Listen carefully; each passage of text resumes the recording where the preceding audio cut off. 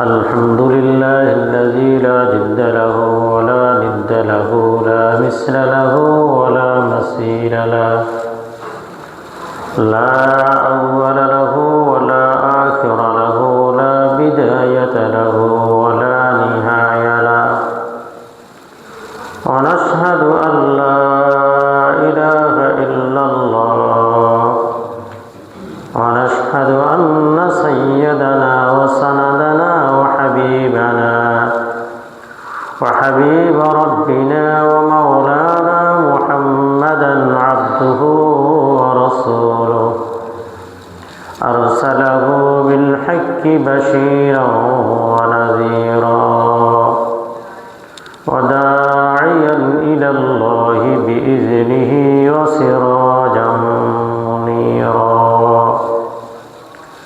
أما بعد فأعوذ بالله من الشيطان الرجيم بسم الله الرحمن الرحيم سبحان الذي أسرى بعبده ليلا من المسجد الحرام إلى المسجد الأقصى الذي باركنا حوله لنريه من آياتنا إنه هو السميع البصير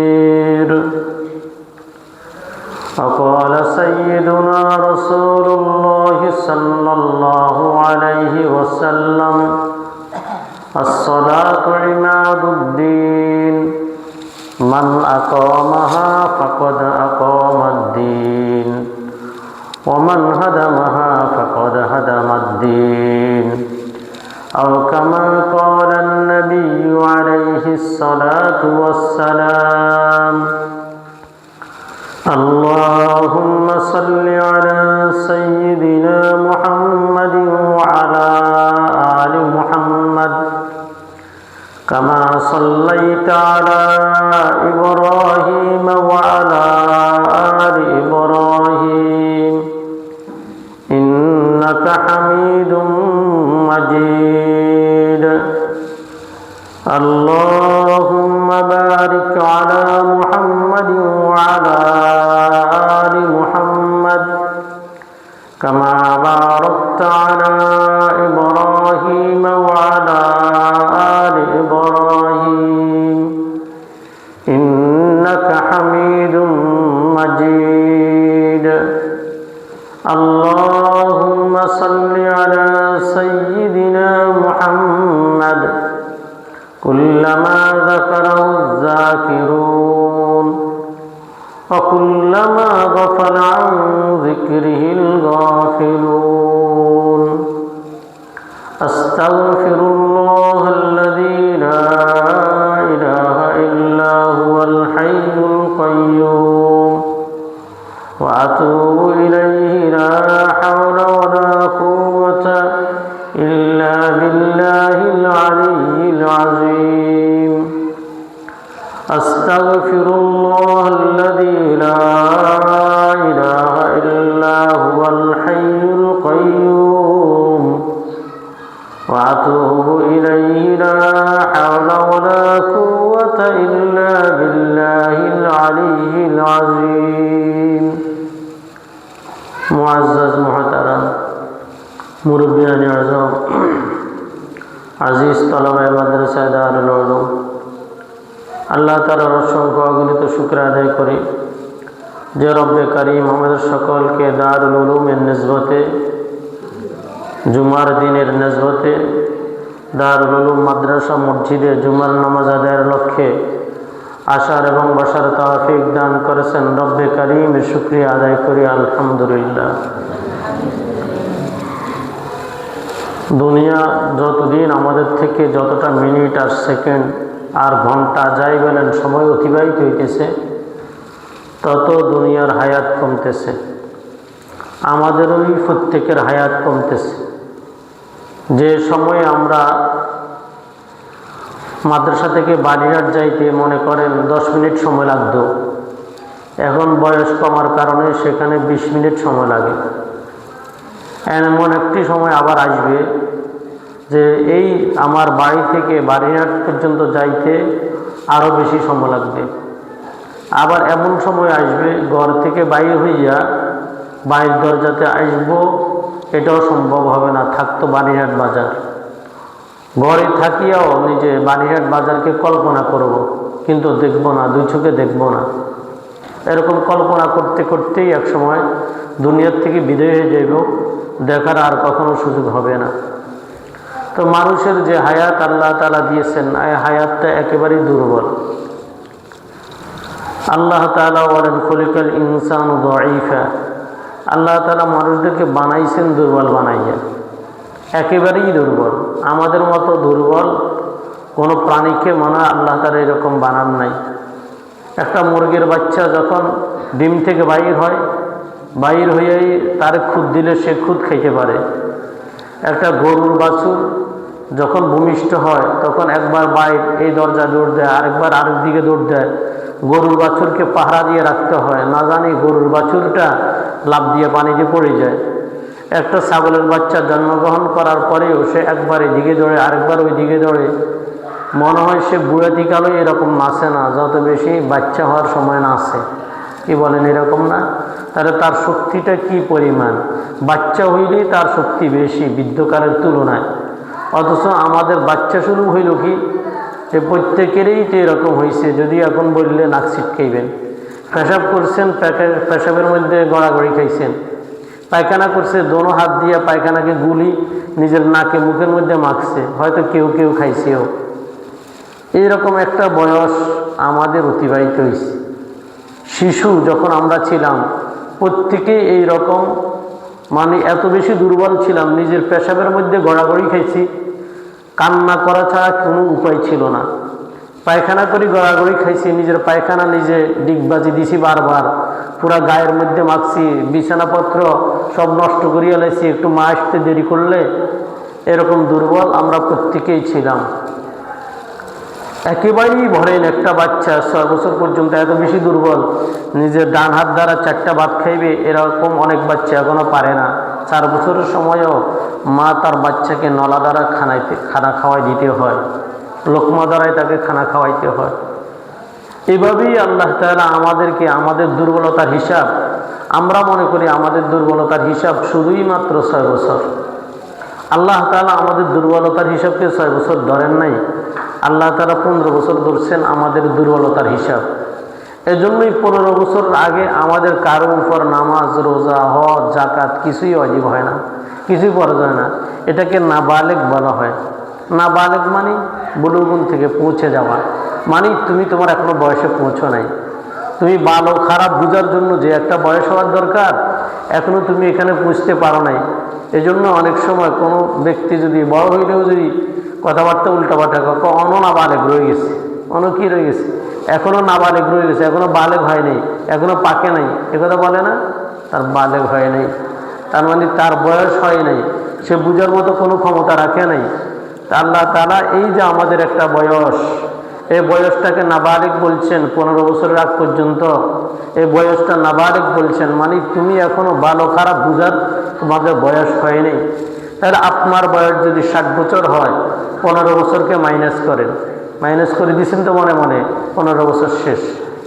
এরপরে আছে আর কত, 45 বছর বয়স মনে করেন আপনার হাতে আছে। আপনি যদি 60 বছর বাঁচেন, 45 বছরের মধ্যেই অর্ধেক বছর আবার মাইনাস করেন। কি জন্যই? ওই ঘুমের মধ্যে কাটাই দেন, ঘুমের মধ্যে কি করে দিই, কাটাই দিই।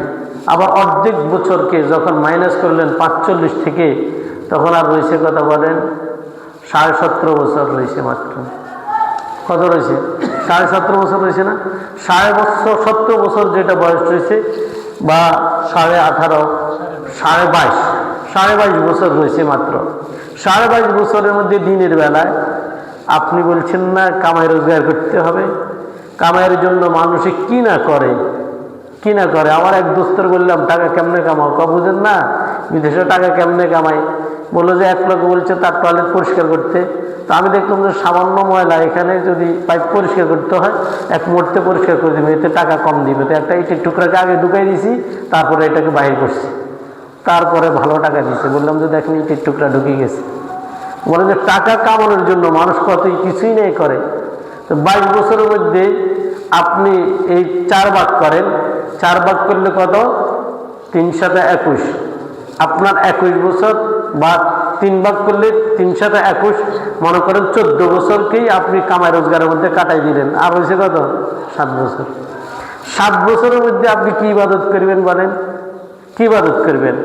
অথচ রাসূল সাল্লাল্লাহু আলাইহি সাল্লাম বলেন, দুনিয়ার মধ্যেই তুমি ওই পরিমাণ দুনিয়ার জন্য উপার্জন করো যে পরিমাণ তুমি দুনিয়ার মধ্যে থাকবা। আখিরাতের জন্য ওই পরিমাণ আমল করো যে পরিমাণ আখিরাতের মধ্যে থাকবা। তো দুনিয়ার হায়াত আর আখিরাতের হায়াতের সাথে যদি তুলনা দেন, কি পরিমাণ?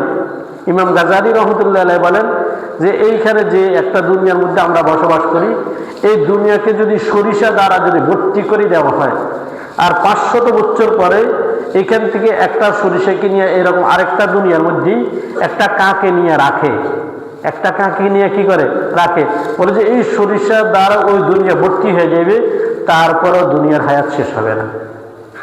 এই পরিমাণ মানে আখরাত শেষ হবে না। আখরাত এইরকম এক জিন্দিগি যেটার কোনো শেষ নাই, শুরু আছে। দুনিয়ার হায়াতের শুরু আছে, দুনিয়ার হায়াতের শেষও আছে। এই 7 বছর ইবাদতের মধ্যেই আবার বেজালে আছি আমরা। কিসের মধ্যে আছি? 7 বছরের ইবাদতের মধ্যে কোন ব্যক্তি নির্বেজাল ইবাদত করে, কোনো ভেজাল নাই, মানে একবারে নিরেট ইবাদত করে, এটা কোন ব্যক্তি? দুধের মধ্যে যদি একটু ভেজাল হয়, দুধ খাওয়া যায়, 1 ফোঁটা চনা যদি দুধের মধ্যে পড়ে তো দুধ নষ্ট হয়ে যায়, দুধ খাইতে পারে না। একেবারে যদি 1 পাতিল যদি কেউ যদি কোরমা, পোলাও, বিরিয়ানি যদি বানায়, সেখানে যদি কোনো রকম 1 ফোঁটা 2 ফোঁটা যদি বিষ ডালি দেওয়া হয়, এখানের মধ্যে কোরমা, পোলাও, বিরিয়ানি খাইবে কেউ? 1 ফোঁটা বিষে পুরো 1 ডেক বিরিয়ানিকে নষ্ট করে দিল, 1 ডেক রোস্টের ডেককে নষ্ট করে দিল, 1 ডেক এরকম দুধকে 1 ফোঁটা সোনায় নষ্ট করে দিল। আমার আপনার 7 বছরের ইবাদতের মধ্যে যদি বেজাল লাগে, তো এইটার দ্বারা কেমনে নাজাত পাইব বলেন? মানে এই যে আমরা এখন যে পরিস্থিতি আমাদের বর্তমান সময়ে, এই পরিস্থিতিটা বহুত কঠিন। আপনারা যারা বৃদ্ধ হয়ে গেছেন, দাড়ি পাকি গেছে, আপনারা এত বেজালে পড়েন নাই। আমরা এখন যে এরকম, আমরা যুবকেরা বা আমাদের সন্তানেরা যেরকম বেজালে পড়তেছে, একটা উদাহরণ দিই। আজকের দিন পর্যন্ত আপনারা শুনছেন নিয়ে কথা, জানাজার নামাজের প্রথম যে তাকবীরে পরে সানা পড়লে জানাজা হয় না, সূরা ফাতিহা পড়তে হবে। আজকের দিন পর্যন্ত আপনারা এটা শুনছেন না। আপনারা যারা বৃদ্ধ এরা বলেন, আপনারা এটা শুনেন নাই। জানাজা একই নিয়মে চলতেছে। প্রথম তাকবীরে পরে সানা, দ্বিতীয় তাকবীরে পরে দুরূদ শরীফ, তৃতীয় তাকবীরে পরে কি দোয়া পড়বে, এই তো, আর তো কিছু নেই নাকি? আর তাকবীরগুলো বলবে। এই 2টা কাজ করলে জানাজা হয়ে যায়, তাকবীর আর এই কাজগুলো করলে জানাজা হয়ে যায়। এখন বলে সূরা ফাতিহা না পড়লে জানাজা হবে না। কত বড় বেজালে আমরা পড়ছি বলতে পারবেন? কঠিন একটা বেজাল আমাদের মাঝখান দিয়ে যাইতেছে। নামাজ পড়তে আসলে কোন নামাজ হয় না, নামাজ পড়তে হলে আমি জোরে পেতে। আপনারা এই বেজালে পড়েন নাই, নির্বেজাল। আপনারা আজকের দিন পর্যন্ত চুপে চুপে আমিন করছেন, শেষ। কিন্তু আমরা কি বেজালে পড়তেছি? আমরা নামাজ পড়তে গেলে কয় যদি কি করি, আমি যদি জোরে না বলি তো নামাজ হবে না। এরপরে রুকুর থেকে উঠিয়ে হাত উঠাইতে হবে। একবার আমরা মাত্র হাত উঠাই, এরা কয় রুকুর থেকে উঠিয়ে হাত উঠাইতে হবে। কি বড় এক বেজালে আমরা আছি, বলতে পারবেন নি কত বেজালের মধ্যে আছি। কোরবানি দেওয়া আজীবন আমরা ওয়াজিব বলি, কিন্তু বর্তমান সমাজে বলে কোরবানি দেওয়া কি না ওয়াজিব না, এটা দিলেও দিব, না দিলেও নাই, কোনো অসুবিধা নেই। আরো কত বেজাল। কালিমাটা যদি আমরা যদি বলি এইভাবে, লা ইলাহা ইল্লাল্লাহু মুহাম্মাদুর রাসূলুল্লাহ, এটাকে আমরা নির্ভেজাল কালিমা বলছি। আজকের দিন পর্যন্ত আপনারা এই বেজারে পড়েন না, আমরা যে বেজারে পড়ছি এটা নির্ভেজাল কালিমা নয়, এটাও শিরকযুক্ত কালিমা। মানে কোন জায়গার মধ্যে ইসলামের যে বিষয়টা আপনাদের কাছে আমি বুঝাইতে চাইছি, যে এই হাদিসের মধ্যে আছে বাদাল ইসলাম গরিবান ও সায়াউদু কামা বাদা। ইসলাম একেবারে নিঃস্ব অবস্থা শুরু হয়েছে, শুধুই মাত্র রাসূলুল্লাহ সাল্লাল্লাহু আলাইহি ওয়াসাল্লাম থেকে ইসলাম শুরু হয়েছে। এরপরে কুরাইশের কিছু লোকে ইসলাম গ্রহণ করছে, তারপর হইতে হইতে আমাদের পর্যন্ত আসছে। হাদিসের মধ্যে আছে সায়াউদু কামা বাদা, ইসলামটা আবার নিঃস্ব অবস্থায় দুনিয়া থেকে যাবে। মানে মুসলমান বলতে আসমানের নিচে জমিনের উপরে কেউ থাকবে না, তখন আল্লাহ তাআলা কিয়ামত সংগঠিত করে দিবে। এই হাদিসটা যখন পড়ছি, শুনছি, আলোচনা করছি অতীতে, কিন্তু চিন্তা করতাম কেমনে ইসলাম শেষ হয়ে যাবে। তখন বুঝলাম যে এই কথা, যে নির্ভেজালের ভিতরে ভেজাল ঢুকাই দিবে। নির্ভেজালের ভিতরে কি করে দিবে? ভেজাল ঢুকাই দিবে। যখন নির্ভেজালের মধ্যে ভেজাল ঢুকাই দিবে, তখন সেখানে ভেজাল ছাড় দিয়ে দিব, আমি দল দিনের পক্ষ নয়, জল দিনের পক্ষ নয়, নামাজও হিটতাম না, দল দিনও নাই, জল দিনও না, কি করতাম না, নামাজ হিটতাম না। এই এক অবস্থা সৃষ্টি হবে। আল্লাহ আমাদের সকলকে, ওইটাই বলতেছি, আল্লাহ আমাদের সকলকে হেফাজত করুক এই সমস্ত বিভ্রান্তি থেকে, সমস্যা থেকে হেফাজতের জন্য। শুধুই ওলামায়ে কেরাম একটা কথা বলেন, যে নেটের যে সমস্ত ওলামায়ে কেরাম নেটে বয়ান করে, গুগলের মধ্যে আলোচনা করে, গুগলে বিশ্বাস করবেন না, নেটের ওলামায়ে কেরামকে বিশ্বাস না করি, নিজের স্থানীয় আলেমের সাথে পরামর্শ করি আমল করেন, আল্লাহ তাআলা আমলকে সহজ করে দিবে। এজন্য আমাদের সকলকে আল্লাহ তাআলা বুঝার তৌফিক দান করেন। তো যে বিষয়টা গত জুমা থেকে আলোচনা করছি, আলোচনার মুখ্য উদ্দেশ্য এটা, রাসূলুল্লাহ সাল্লাল্লাহু আলাইহি সাল্লাম এই মাসের মধ্যে রাসূলুল্লাহ সাল্লাল্লাহু আলাইহি সাল্লাম আরশে আজিমে আল্লাহ তাআলার কাছে গিয়েছেন। এটা আমাদের জন্য কতই না সৌভাগ্যের বিষয়। আমাদের নবীকে আল্লাহ তাআলা নিজের কাছে নিয়ে গেছেন, এটা তো আমাদের জন্য সৌভাগ্যের বিষয়। কিন্তু যদি কোনো ব্যক্তি যদি এই কথা যদি বিশ্বাস না করে, তাহলে তো এটা তো ঠিক না। এই জন্যই গত জুমায় কিছু আলোচনা করলাম, এই জুমায় ইনশাআল্লাহ শেষ করার চেষ্টা করব। তা আল্লাহ তাআলা কোরআনে কারীমের মধ্যে বলেন, সুবহানাল্লাযী আসরা বিআবদিহি লাইলাম মিনাল মাসজিদিল হারাম ইলাল মাসজিদিল আকসা। ওই জাতে পাকের পবিত্রতা বর্ণনা করতেছি, যিনি তার গোলামকে, তার বান্দাকে মসজিদে হারাম থেকে মসজিদে আকসা পর্যন্ত ভ্রমণ করেছেন, যার চতুর্দিকে বরকতে পরিপূর্ণ ছিল, যার চতুর্দিকে আমার নিদর্শন সমূহ ছিল। ইন্নাহু হুয়াস সামিউল আলিম, আর তিনি সেই সর্বজ্ঞ আল্লাহ তাআলা, যিনি সর্বশ্রোতা, যিনি সর্বদ্রষ্টা, যিনি এই যে তার নবীকে মেরাজে গমন করাইছেন, ওই আল্লাহ তাআলা নিজে দেখতেছেন, আবার নিজে শুনতেছেন। কে কি বলে না বলে সবকিছু কি করতেছেন, শুনতেছেন। সুবহানাল্লাযী আসরা বিআবদিহি, আল্লাহ তাআলা বলেন তার বান্দাকে আল্লাহ তাআলা আসমানে আরশে আজিমে আল্লাহ তাআলা তার কাছে নিচেন, মসজিদে হারাম থেকে মসজিদে আকসার মধ্যে ভ্রমণ করাইছেন। রাসূলুল্লাহ সাল্লাল্লাহু আলাইহি সাল্লামের অনেক সুন্দর সুন্দর নাম আছে। নামের মধ্যে একটা হলো ইয়াসিন। রাসূলের এক নাম কি? ইয়াসিন। আছে না কোরআন শরীফের মধ্যে? ইয়াসিন। রাসূলুল্লাহ সাল্লাল্লাহু আলাইহি সাল্লামের এক নাম হলো মা কানা মুহাম্মাদুন আবা আহাদিন মির রিজালিকুম ওয়ালাকিন রাসূলুল্লাহ ওয়া খাতামান নাবিয়্যিন। রাসূলের আরেকটা সুন্দর নাম হলো রাসূলুল্লাহ। রাসূলকে আবার আল্লাহ তাআলা বলেছেন খাতামুন নাবিয়্যিন। রাসূলের আরেকটা নাম হলো ইয়া আইয়ুহাল মুযাম্মিল। সূরা মুযাম্মিলের মধ্যে আল্লাহ তাআলা বলেন আমার রাসূলের নাম মুযাম্মিল। আবার রাসূলকে আল্লাহ তাআলা বলেন ইয়া আইয়ুহাল মুদ্দাসসির কুম ফানজির, কুম ফানজির। আমার রাসূলের নাম হলো মুদ্দাসসির। এক এক জায়গার মধ্যে আল্লাহ তাআলা তার রাসূলের এক একটা নাম নিয়েছেন। এটা ভালোবাসার কারণে, মুহাব্বতের কারণে। যেরকম কারো যদি একটা সন্তান হয়, আমরা নাম দিতে যাই পেরেশানি পড়ে যায়। যখন নাম রাখে, কি নাম দিবেন? এই দিনে একটা বাচ্চার নাম রাখতেছি, 3 নাম কইতেছি। মানে নানা কয় যে এই নাম রাখেন, দাদা কয় যে এই নাম, ওই ছোটরা আদর করি আরেক নাম। তা আমি বলছি ঠিক আছে, 3 নামই হবে, খুশি করে দিলাম আর কি। এই কথাকে এক নামে আকিকা দিয়ে বললাম, তবে জন্ম নিবন্ধনের মধ্যে নাম এটা দিয়েন। একটা নাম ঠিক করে দিলাম, জন্ম নিবন্ধনে কি করিয়েন? এটা দিয়েন। ছোটরা তোমরা এটা করে ডাকিও, নানা আপনি এটা করে ডাকিয়েন, বাবা আপনি এই নামটা ঠিক করে নিয়েন।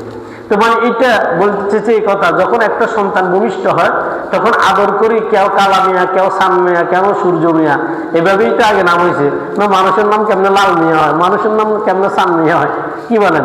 মানুষের নাম কেমনে সূর্য মিয়া হয়। তো আনন্দ করে করে সূর্য মিয়া কইছে, চান মিয়া কইছে, কালা মিয়া কইছে, এটাই নাম হয়ে গেছে।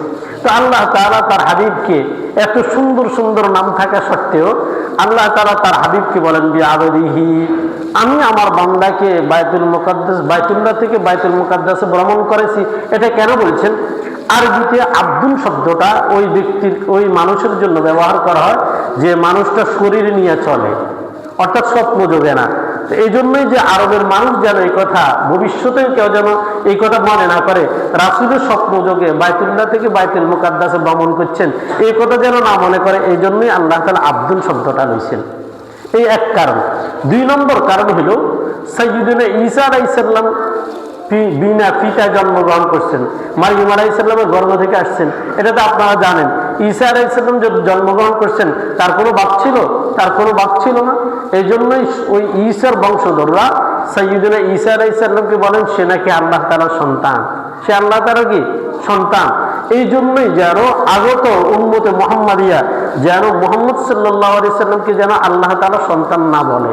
অর্থাৎ কোন নবীকে তো আল্লাহ তার কাছে নেন নাই। আল্লাহ যখন মুহাম্মদকে নিজের কাছে নিয়ে গেছেন, নাউযুবিল্লাহ, মানুষের অতি আবেগে যেন এই কথা না বলে মুহাম্মদ যদি আল্লাহর সন্তান না হইতো তাহলে মুহাম্মদকে কেন তার কাছে নিছেন? এজন্যই আল্লাহ তাআলা মুহাম্মদ সাল্লাল্লাহু আলাইহি সাল্লামের নাম লইতে আব্দুল শব্দটা বলছেন যে আব্দুল, এটা আমার বান্দা, তোমরা চাইও এটারা আমার সন্তান বলিও না। 2 নম্বর কারণ। 3 নম্বর কারণ হলো রাসূলুল্লাহ সাল্লাল্লাহু আলাইহি সাল্লামকে আল্লাহ তাআলা যখন এত সম্মানিত করবেন তো রাসূলকে জিজ্ঞাসা করলেন আপনার কি নাম রাখলে আপনি খুশি হন? আপনি যেটা বলবেন আমি এটাই বলে, আল্লাহ আমি আপনার কাছে আবদার করি আপনি আমাকে আপনার গোলাম হিসেবে কবুল করেন। আপনি আমাকে গোলাম করি ডাকলে আমার কাছে ভালো লাগে। এজন্যই আল্লাহ তাআলা রাসূল সাল্লাল্লাহু আলাইহি সাল্লাম গোলাম হিসেবে কবুল করছেন। এজন্য আব্দুল শব্দটা রাসূলের ব্যাপারে ব্যবহার করছেন। রাসূলের ব্যাপারে কি করছেন? ব্যবহার করছেন আব্দুল শব্দটা, যেন কেউ আর কোনো ব্যাখ্যা বিশ্লেষণ না করতে পারে, কেউ যেন একথা না বলতে পারে মেরাজ এটা স্বপ্নযোগে সংঘটিত হয়েছে, কেউ যেন না বলতে পারে এটা রাসূলুল্লাহ সাল্লাল্লাহু আলাইহি সাল্লাম আল্লাহ তাআলার সন্তান, কেউ যেন এটা না বলতে পারে। এই জন্যই এতগুলা ঘটনার জন্যই আল্লাহ তাআলা বলছেন এটা আমার বান্দা, এটা আমার কি বান্দা, আমার বান্দাকে আমি বাইতুল মুকাদ্দাস থেকে, আমি বাইতুল্লাহ থেকে বাইতুল মুকাদ্দাস পর্যন্ত আমি আমার বান্দাকে ভ্রমণ করাইলাম। এজন্য প্রত্যেকটা ব্যক্তি এখানে বিশ্বাস করার দরকার রাসূলুল্লাহ সাল্লাল্লাহু আলাইহি সাল্লাম মেরাজ সংঘটিত হয়েছে। রাসূলুল্লাহ সাল্লাল্লাহু আলাইহি সাল্লাম যখন তৃতীয় আসমানে গেলেন, গত সপ্তাহে দ্বিতীয় আসমানের বিষয় সম্পর্কে আলোচনা করলাম। যখন তৃতীয় আসমানে রাসূলুল্লাহ সাল্লাল্লাহু আলাইহি সাল্লাম গেলেন তখন সেখানে রাসূলুল্লাহ সাল্লাল্লাহু আলাইহি সাল্লামের সাথে সাইয়্যিদুনা ইউসুফ আলাইহিস সালামের সাথে সাক্ষাৎ হইল। এত পয়গম্বর এত নবী থাকতে আল্লাহ তাআলা কেন এখানে সাইয়্যিদুনা ইউসুফ আলাইহিস সালামের সাথে তৃতীয় আসমানের মধ্যে সাক্ষাৎ করাইলেন? এটার কারণ কি? স্বাগত জানানোর জন্য। দেখেন না আমাদের এমপি মন্ত্রী আসতে কি করে, কিরণ সাহেব যদি তালুসাপুর গ্রামে ঢুকে তো কি করা হয়? আমিন মার্কেটের মধ্যে একটা গেট দিবি নিশ্চিত, তারপরে বেচার দোকানে একটা গেট দিবি নিশ্চিত, তারপরে এখানেই কি বোর্ড অফিসের সামনে বাড়িতে উচ্চ বিদ্যালয়ের একটা গেট দিবে, বাড়িঘাট মধ্যে একটা গেট দিবে। আমাদের এখানেও আমরা একটা গেট দিছিলাম যখন আসবে বলছিল। তাহলে এরকম একজন এমপি মন্ত্রী আসার সময় যদি তাকে স্বাগত জানানোর জন্য এভাবে যদি গেট দেওয়া হয়, আল্লাহ তাআলা তার হাবিবকে স্বাগত জানানোর জন্য এক এক আসমানে এক একজন পয়গম্বরকে রাখছেন, তৃতীয় আসমানে সাইয়্যিদুনা ইউসুফ আলাইহিস সালামকে রাখছেন। এই জন্যই যে রাসূলুল্লাহ সাল্লাল্লাহু আলাইহি সাল্লাম বুঝাইতে চাইছেন যে আপনার কম আপনাকে যেরকম ঘর থেকে বাহির করে দিবে, আপনার ঘরে আপনাকে থাকতে দিবে না, বাহির করে দিবে। তো ইউসুফ আলাইহিস সালামকেও তো তার বাইরে এরকম বাহির করে দিয়েছেন। ইউসুফ আলাইহিস সালামকে তার বাইরে কি করে দিয়েছেন? বাহির করে দিয়েছেন। সুতরাং আপনার ঘর থেকে যদি আপনার চাচারা, আপনার ভাতিজারা, আপনার পরিবার পরিজন, আপনার এলাকার লোক যদি আপনাকে বাহির করে দেয় তা আপনি ব্যতীত হবেন না, আপনার আচরণ হবে ইউসুফ আলাইহিস সালামের মতো। ইউসুফ আলাইহিস সালাম যখন এরকম জানতে পারলেন, ভাইয়েরা তাকে এভাবে কূপের মধ্যে পালাই দিলেন, এরপরে তিনি মিশরের তিনি বাদশা হয়ে গেলেন। এরপরে যখন সব প্রকাশ পাইল, ভাইদেরকে কি শাস্তি দিয়েছিলেন? তিনি তেনার ভাইদেরকে শাস্তি দেন নাই। কোরআনে কারীমের মধ্যে আল্লাহ তাআলা বলেন লা তাসরিবা আলাইকুমুল ইয়াওমা, ইউসুফ আলাইহিস সালাম বলছেন আজকে তোমাদের থেকে কোনো প্রতিশোধ নেওয়া হবে না। হে নবী, যখন আপনাকে বাহির করে দিবে ইউসুফ আলাইহিস সালামের মতো, তো আপনি তো বাইরে চলে আসবেন। একসময় মক্কার মধ্যে আপনি আবার বিজয় এসে যাইবেন, যাতে সবাই আপনার কাছে আসিয়া আপনার কাছে নতি স্বীকার করবে আমাদের অপরাধ হয়েছে। আপনি যেটা বলেন আমরা মাথা পেতে নিব, লা তাসরিবা আলাইকুমুল ইয়াওমা। আপনি তখন বলবেন এই কথা যে আজকে তোমাদের সকলের অপরাধ ক্ষমা করে দেওয়া হয়েছে, তোমাদের থেকে কোনো প্রতিশোধ নেওয়া হবে না। ঠিকই রাসূলুল্লাহ সাল্লাল্লাহু আলাইহি সাল্লাম এভাবেই মক্কা বিজয় হয়েছেন, তেনাকে বাইর করে দিয়েছেন। মক্কা বিজয়ের পরে যখন ঢুকছেন তিনি বলছেন লা তাসরিবা আলাইকুমুল ইয়াওমা, আজকে তোমাদেরকে কি করা হবে না, কোনো ব্যক্তিকে শাস্তি দেওয়া হবে না, তোমাদেরকে মাফ করে দিলাম। এই জন্য সাইয়্যিদুনা ইউসুফ আলাইহিস সালামের সাথে আল্লাহ তাআলা নবী মুহাম্মদুর রাসূলুল্লাহ সাল্লাল্লাহু আলাইহি সাল্লামকে সাক্ষাৎ করাইছেন। 2 নম্বর কারণ, সাইয়্যিদুনা ইউসুফ আলাইহিস সালামকে আল্লাহ তাআলা রূপে সৌন্দর্যে গুণে অনেক বেশি দিয়েছেন, যার কারণে মিশরের মহিলারা তাদেরকে দিছিল ফল কাটতে, তারা সকলে হাত কেটে ফেলছেন। সকলে কি করে বলছেন? হাত কেটে বলছেন ওনার দিকে তাকাইতে যাইয়া, এত বড় সৌন্দর্যের অধিকারী আল্লাহ তাআলা তেনাকে দিয়েছেন। সাইয়্যিদনা ইউসুফ আলাইহিস সালামকে আল্লাহ তাআলা যেরকম সৌন্দর্য দিয়েছেন, রাসূলুল্লাহ সাল্লাল্লাহু আলাইহি সাল্লামকে ইউসুফ আলাইহিস সালামের সাথে সাক্ষাৎ করে এটা বুঝাইছেন আপনার প্রত্যেক উম্মত যারা জান্নাতে যাবে প্রত্যেককে সাইয়্যিদনা ইউসুফ আলাইহিস সালামের মতো সুন্দর বানাই আমি জান্নাতে নিব। তাহলে কত বড় খুশির কথা! এটা একটা সুসংবাদ। রাসূলকে কি দিলেন? এটা একটা সুসংবাদ দিলেন, আপনার প্রতিটা উম্মত সাইয়্যিদনা ইউসুফ আলাইহিস সালামের মতো সুন্দর হইয়া তারা প্রত্যেকে জান্নাতে যাইল। এই জন্যই সাইয়্যিদনা ইউসুফ আলাইহিস সালামের সাথে সাক্ষাৎ করাইছেন। চতুর্থ আসমানের মধ্যে ইদ্রিস আলাইহিস সালামের সাথে সাক্ষাৎ করাইছেন। সাইয়্যিদনা ইদ্রিস আলাইহিস সালামের সাথে কেন সাক্ষাৎ করাইলেন? পৃথিবীর মধ্যে সর্বপ্রথম যিনি লিখনির কাজ করছেন, লেখা, এই যে লিখি না আমরা, এর আগে পৃথিবীতে কেউ লিখে নাই, লিখা আবিষ্কারও হয় নাই। সর্বপ্রথম নবী ইদ্রিস আলাইহিস সালাম লিখা আবিষ্কার করছেন, তেনার দ্বারা আল্লাহ তাআলা লিখার কাজ নিয়েছেন। সাইয়্যিদনা ইদ্রিস আলাইহিস সালামের সাথে আল্লাহ তাআলা নবী মুহাম্মদুর রাসূলুল্লাহ সাল্লাল্লাহু আলাইহি সাল্লামকে সাক্ষাৎ করে এটা বলছেন, বুঝাইছেন যে পৃথিবীর মধ্যে কোনো নবী চিঠির মাধ্যমে কাউকে দাওয়াত দেয় নাই, আপনি শুধু মুখে দাওয়াত দিবেন, এটার দ্বারা আপনার শেষ হবে না। যত পৃথিবীর মধ্যে যত বাদশা থাকবে প্রত্যেকটা বাদশার কাছে আপনি চিঠির মাধ্যমেই দাওয়াত দিবেন। এজন্য রাসূলুল্লাহ সাল্লাল্লাহু আলাইহি সাল্লাম পৃথিবীতে যখন রাসূলকে আল্লাহ তাআলা নবুয়তের দায়িত্ব দিয়েছেন, তখন রাসূলুল্লাহ সাল্লাল্লাহু আলাইহি সাল্লাম বাদশা নাজ্জাশী, রোমের বাদশা, পারস্যের বাদশা, সমস্ত বাদশাদের কাছে তিনি চিঠি পাঠাইয়া দাওয়াত দিয়েছিলেন। এজন্যই আল্লাহ তাআলা সাইয়্যিদনা ইদ্রিস আলাইহিস সালামের সাথে নবী করিম সাল্লাল্লাহু আলাইহি সাল্লামের সাথে সাক্ষাৎ করাইছেন। এই যে নির্যাতনের কথা স্মরণ করাইয়া ইদ্রিস আলাইহিস সালামের সাথে সাক্ষাৎ করাইয়া আরেকটা বিষয় শিক্ষা দিয়েছেন, সেটা হলো কি, কোরআনে কারীমের মধ্যে আল্লাহ তাআলা বলেন ওয়ারাফা'নাহু মাকানান আলিয়্যা, আমি ইদ্রিসের সম্মানকে, মর্যাদাকে উচ্চাসনে পৌঁছাই দিয়েছি। ইদ্রিসের মর্যাদা আমার কাছে অনেক বেশি। সাইয়্যিদুনা ইদ্রিস আলাইহিস সালামের সাথে রাসূল সাল্লাল্লাহু আলাইহি সাল্লামের সাথে সাক্ষাৎ করে এটা বুঝাইছেন, ইদ্রিসকে যেরকম আমি সম্মানিত করেছি, তার উচ্চাসনে তাকে যখন পৌঁছাইছি, আমি আপনাকেও আপনি উচ্চাসনে পৌঁছাইব। হে নবী, আপনার ব্যাপারে ওয়ারাফা'না লাকা যিকরাক, ওয়ারাফা'না লাকা যিকরাক, আমি আপনার আলোচনাকে উচ্চাসনে পৌঁছাই দিলাম। এমন কোনো ব্যক্তি নেই যে আপনার আলোচনা করিবে না, যেই ব্যক্তি আপনার আলোচনা করিবে না তাকে আমি জান্নাত দিব না। কোন ব্যক্তি যদি নবী মুহাম্মদ সাল্লাল্লাহু আলাইহি সাল্লামের উপর যদি ঈমান না আনে, সে কি জান্নাতে যাইবে? জান্নাতে যাইবে না। তাহলে আপনার নাম তাকে উচ্চারণ করতেই হবে। এবং কোন ব্যক্তি যদি নামাজ আদায় করে, 5 ওয়াক্ত নামাজ আদায় করে, সে নামাজের মধ্যে যদি দুরূদ না পড়ে, এই নামাজ কি সম্পূর্ণ নামাজ হবে? কোন ব্যক্তি যদি মুনাজাত দেয়, মুনাজাতের আগে পরে যদি দুরূদ শরীফ যদি না পড়ে, তাহলে তার দোয়াটা মুআল্লাক থাকে, ঝুলন্ত থাকে, আল্লাহ তাআলার কাছে পৌঁছে না, দোয়া আল্লাহ তাআলার কাছে পৌঁছে না। এমন কোন পৃথিবীর মধ্যে এমন কোন মুয়াজ্জিন আছে যে মুয়াজ্জিন আযান দিছে তবে এই কথা বলেন আশহাদু আন্না মুহাম্মাদুর রাসূলুল্লাহ, আশহাদু আন্না মুহাম্মাদুর রাসূলুল্লাহ? পৃথিবীর মধ্যে কোন মুয়াজ্জিন এরকম হয়েছে, এরকম আযান দিছে তবে মুহাম্মাদের নাম নাই? না, পৃথিবীর মধ্যে এরকম কোন মুয়াজ্জিন নাই। প্রত্যেক মুয়াজ্জিনই আযানের সময় মুহাম্মাদুর রাসূলুল্লাহ বলতেই হয়েছে। তাইলে আমি 5 ওয়াক্ত নামাজের মধ্যেই, আযানের মধ্যে, ইকামতের মধ্যে, জিকিরের মধ্যে, দোয়ার মধ্যে, সব জায়গার মধ্যে, নামাজের মধ্যে পর্যন্ত আপনার আলোচনাকে আমি এনেছি। এই জন্য ইদ্রিস আলাইহিস সালামের সাথে সাক্ষাৎ করাইয়া আল্লাহ তার নবী করিম সাল্লাল্লাহু আলাইহি সাল্লামকে 2টা বিষয় জানিয়ে দিলেন। 2টা বিষয় কি করে দিলেন? জানাই দিলেন। এরপরে 5ম আসমানে হারুন আলাইহিস সালামের সাথে রাসূলুল্লাহ সাল্লাল্লাহু আলাইহি সাল্লামের সাথে কি হলো? দেখা হলো। হারুন আলাইহিস সালামের সাথে কেন দেখা হলো? হারুন আলাইহিস সালামের সাথে আল্লাহ তাআলা এই জন্যই সাক্ষাৎ করালেন যে হারুনকে তার কওমের কিছু লোক মেনে নেয়নি।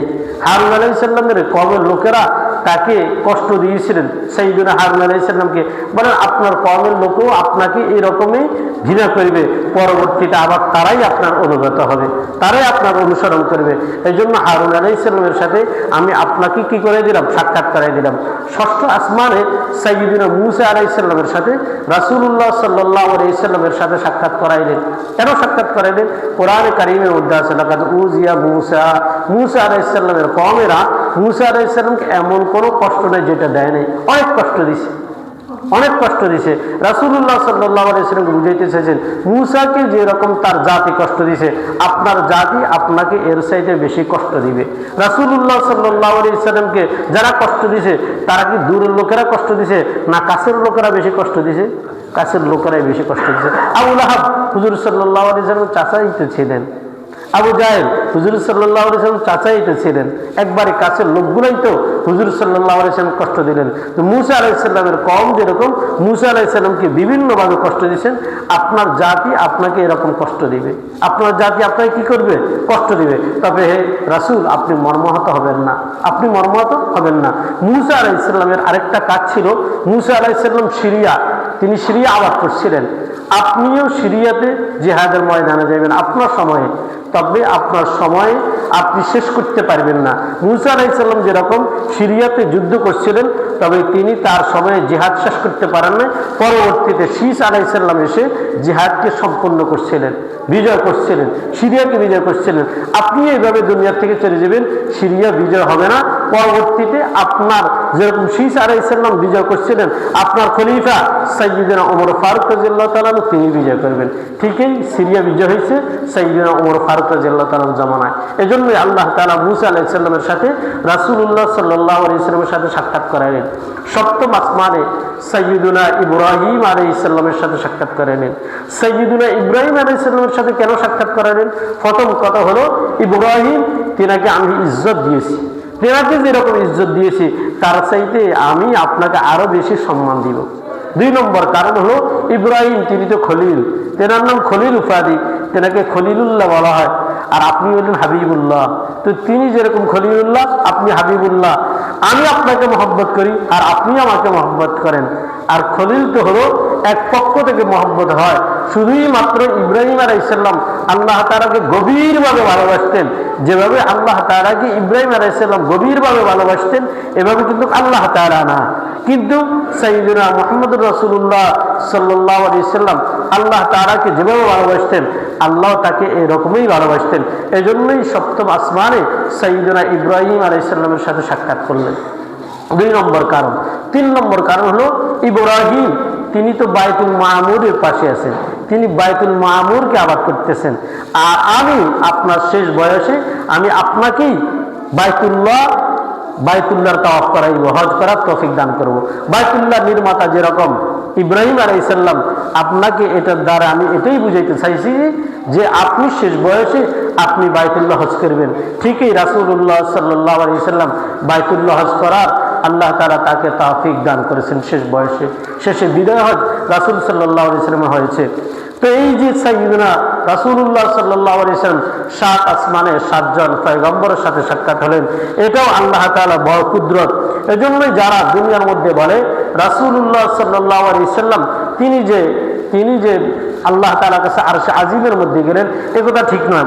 আল্লাহ তাআলা সূরা নজমের মধ্যে বলেন, ওয়ান-নাজমি ইযা হাওয়া মা দাল্লা সাহিবুকুম ওয়া মা গাওয়া ওয়া মা ইয়ানতিকু আনিল হাওয়া ইন হুয়া ইল্লা ওয়াহয়ুন ইউহা ওয়ান-নাজমি ইযা হাওয়া।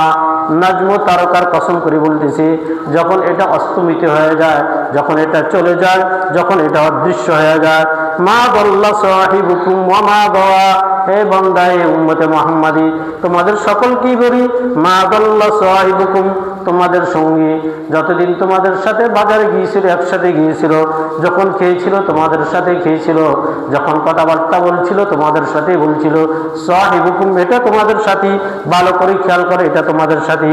অমা গাওয়া, সে পথভ্রষ্ট হয় নাই।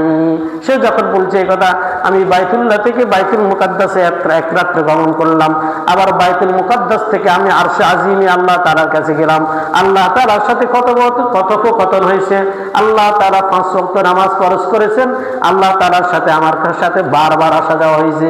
এই যে বারবার আসা যাওয়া হয়েছে, এই কথাগুলো যখন প্রকাশ করবেন, তখন মানুষ বলবে এটা মিথ্যা কথা বলতেছে। মা দাল্লা সাহিবুকুম ওয়া মা গাওয়া, আমি তোমাদেরকে বলতেছি তোমাদের সাথী বিভ্রান্ত হয় নাই, সে পদচ্যুত হয় নাই, এটা তো তোমাদের সাথী। ওয়া মা ইয়ানতিকু আনিল হাওয়া, আর সে যত কথাই তোমাদের কাছে মক্কার জমিনে আসি বলতেছেন, আর সে আজিমের থেকে আল্লাহ তাআলার কাছে আসি যে ঘটনা সবিস্তারে তোমাদের কাছে বলতেছে, ওমা ইয়ান্তিকু আনিল হাওয়া, যাই বলতেছে এটা সে তার মন থেকে বলতেছে না, মনের মধ্যে একটা কথা আইছে এটা বলে দিছে, এটা নয়। ওমা ইয়ান্তিকু আনিল হাওয়া, তার নফস থেকে, তার মন থেকে বানাইয়া বানাইয়া কথা বলতেছে, এরকম নয়। ইন হুয়া ইল্লা ওয়াহিয়ুন ইউহা, এটা তো আল্লাহ তাআলার পক্ষ থেকে তাকে ওহী দেওয়া হলো। আল্লাহ তাআলা যেটা বলে তিনি সেটা বলেন, আল্লাহ তাআলা যা বলেন বলতে বলেন না তিনি সেটা বলেন না। এজন্যই নবী মুহাম্মদ রাসূলুল্লাহ সাল্লাল্লাহু আলাইহি সাল্লাম তোমাদেরকে আরশে আজিমের যে খবরাখবর দিয়েছে, 5 ওয়াক্ত নামাজ ফরজ করা সহ যা বলছেন সবগুলোই কি ঠিক, এটা আমি নবী মুহাম্মদ সাল্লাল্লাহু আলাইহি সাল্লামকে উপহার দিয়েছি। আর তোমাদের নবীকে আমি আমার কাছে আনি, একেবারেই তাকে সম্মানিত করেছি। এজন্যই যে শেষ কথা হলো এটা যে মুহাম্মদ সাল্লাল্লাহু আলাইহি সাল্লাম যে মেরাজের মধ্যে যেটা সংগঠিত হলো, আল্লাহ তাআলার কাছে গিয়েছেন, এটা একেবারেই কি সত্য। তো সমস্বল্পতার কারণে পুরো সূরার তরজমা করা সম্ভব হয় নাই। এখানের মধ্যে আরো সবিস্তারে এই সূরা নাজমের মধ্যে রাসূলুল্লাহ সাল্লাল্লাহু আলাইহি সাল্লাম যে আল্লাহ তাআলার নিকটে গিয়েছেন, কি কি কথাবার্তা হয়েছে, সেখানে আল্লাহ তাআলা দোজখ বেহেশত দেখাইয়া আল্লাহ তাআলা কাদেরকে দোজখে দিতেছেন, কাদেরকে আল্লাহ তাআলা বেহেশত দিতেছেন, এগুলা রাসূল সাল্লাল্লাহু আলাইহি সাল্লামকে আল্লাহ তাআলা দেখিয়েছেন, কিন্তু স্বল্প সময়ের কারণে বলা সম্ভব নয়। আল্লাহ তাআলা আমাদেরকে এই কথাগুলো বিশ্বাস করার তৌফিক দান করেন। আর